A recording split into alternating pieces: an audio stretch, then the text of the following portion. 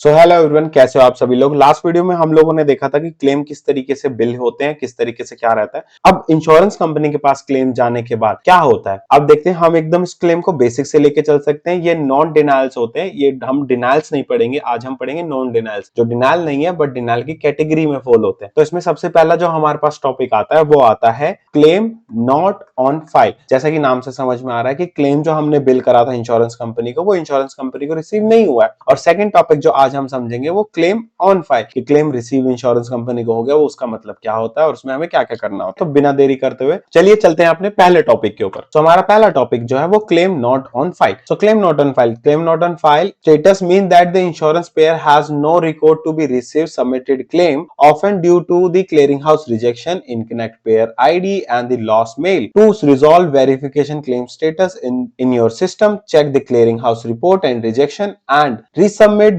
immediately if necessary. So इसका मतलब समझते हैं। देखिए, जब भी हम अपने क्लियरिंग हाउस से यानी अपने सेल्फ क्लियरिंग हाउस से इंश्योरेंस कंपनी को बिल रेज करते हैं, तो कई बार क्या होता है कि जो क्लियरिंग हाउस हमें रिजेक्शन आता है या फिर कुछ रीजंस की वजह से, जैसे कि रॉन्ग पेयर आईडी का मतलब आप समझ सकते हैं कि आपने गलत नंबर पे पैसे ट्रांसफर कर दिया, गलत नंबर पे आपने पेयर आईडी, एक 5 डिजिट का कोड होती है, अल्फान्यूमेरिक होता है, जो कि हर एक इंश्योरेंस कंपनी की अलग होती है, जिसपे कि हम उसको बिल करते हैं। एक तरीके से उसका बिलिंग, डिजिटल बिलिंग एड्रेस होता है पेयर आईडी। इसके बाद जब हम लोगों को पेयर आईडी गलत हो गई या फिर कुछ भी चीज होगा, तो उन सिनेरियो के अंदर क्लेम नॉट ऑन फाइल रहता है। इसमें हमें क्या क्या चेक करना होता है, हमें क्या करना होता है, वो हम समझते हैं। सबसे पहले हमें क्या करना होता है कि देखना पड़ता है, जैसे सपोज करिए कि 1 तारीख को पेशेंट ने देखा था, हमने 2 तारीख का उसका क्लेम बिल करा है और आज 15 तारीख हो गई है और हमें कोई अपडेट नहीं है, तो हम क्या चेक करते हैं, या तो कॉल करके या फिर के पोर्टल से। अगर हम उसको कॉल करते हैं और पोर्टल चेक करते हैं, वो हमें बोलता है claim not on file, it's mean कि क्लेम उसे रिसीव हुआ नहीं। और अगर क्लेम उसको रिसीव नहीं हुआ तो मतलब कुछ ना कुछ गलती हुई है, कुछ ना कुछ ऐसा गड़बड़ हुई है, या हमने गलत एड्रेस पे भेज दिया, या कुछ ऐसा हुआ जिसकी वजह से क्लेम उसे रिसीव नहीं हुआ। तो हम लोग इसमें क्या करेंगे, सबसे पहले उससे डिटेल्स वेरीफाई करते हैं। डिटेल्स वेरीफाई हमें क्या क्या करनी पड़ती है, सबसे पहले उसका एलिजिबिलिटी स्टेटस, कि पेशेंट एक्टिव है या नहीं है, ठीक है, बेसिक बिल्कुल। उसके बाद जब हमें पता चल गया एक्टिव, देन हमें उसकी पेयर आईडी देखनी है कि पेयर आईडी हम लोगों ने सही बिल करी है नहीं। उसके बाद उसका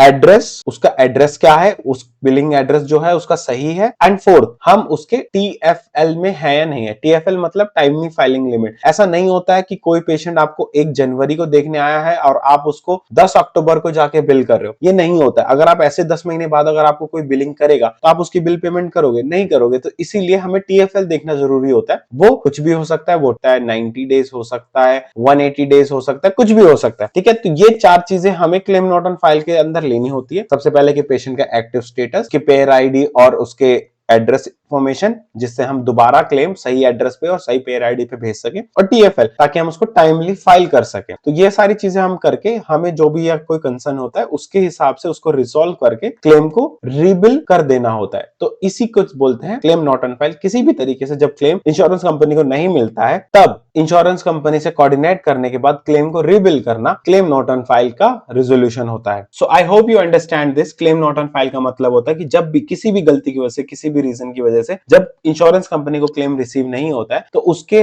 जो रीजन होता है उसको फाइंड आउट करके क्लेम को रीबिल करना होता है, ठीक है। क्लियरिंग हाउस में यही काम होता है और ये काम मोस्टली एआर डिपार्टमेंट यानी अकाउंट रिसीवेबल डिपार्टमेंट देख। अब इसके अपोजिट पे चलते, जब क्लेम ऑन फाइल होता है। So claim on file, the claim is on file means that the claim has already been received by the insurance company and it's currently in their processing system. It may still to be under review processing, so kindly allow some additional time to insurance company to. So basically क्या होता है कि जब हम लोगों ने, suppose कीजिए 1 तारीख को इंश्योरेंस पेशेंट को हमने देखा था और 2 तारीख को हमने क्लेम बिल करा, उसके बाद 15 दिन तक अगर हमें कोई अपडेट नहीं आया तो हम उससे कोऑर्डिनेट करते हैं, किससे, इंश्योरेंस कंपनी से। अब इंश्योरेंस कंपनी से कोऑर्डिनेट करने के बाद हमें देखते हैं कि क्लेम उसके पास पहुंच चुका है, लेकिन क्लेम अभी इन प्रोसेस है, ठीक है, या फिर ऑन फाइल है, उसका क्लेम नंबर भी जनरेट नहीं हुआ। तो ये चीजें हमें देखनी होती है। तो इसके अंदर क्लेम ऑन फाइल के अंदर हमें कुछ कुछ चीजें देखनी होती है, ठीक है। सबसे पहले पहले इसका स्पेसिफिक का एक कोड होता है। हमारे मेडिकल लाइन के अंदर हर डिपार्टमेंट का एक इंडिविजुअल कोड होता है। वो जो कोड होता है वो क्लेम ऑन फाइल का होता है। जब इंश्योरेंस कंपनी हमें कंफर्मेशन भेजती है कि जी हाँ हमें क्लेम रिसीव हो गया है, तो उसका कोड होता है OA133। OA133 का मतलब होता है कि जब इंश्योरेंस कंपनी को क्लेम रिसीव होता है और वो एक फॉर्मल एक्नॉलेजमेंट पेयर को भेजती है कि जी हाँ हमें आपका क्लेम रिसीव हो गया है और हम इसको अभी इस पे काम कर रहे हैं, जैसा भी होगा हम आपको अपडेट करके भेज देते हैं। ये होता है OA133। अब ठीक है, अगर आपको नहीं मिलता है OA133 तो इसमें क्या करते हैं, आप इंश्योरेंस के पोर्टल पे जाते हैं, पोर्टल पे जाके या फिर आप कॉल करके इंश्योरेंस से पूछ सकते हैं कि क्लेम का स्टेटस क्या है। अब जब इंश्योरेंस कंपनी बोलेगी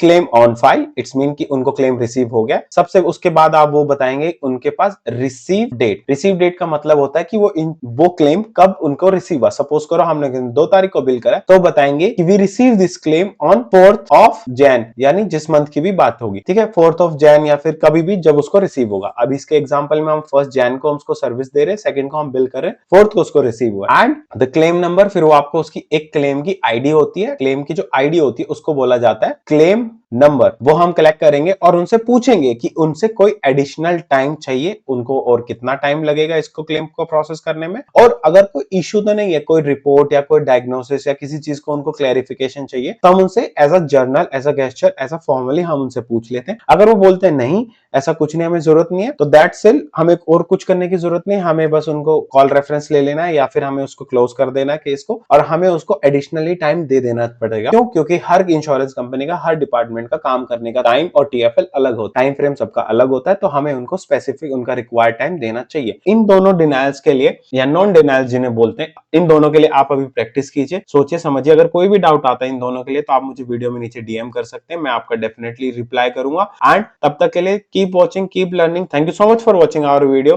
बाय बाय फॉर टुडे।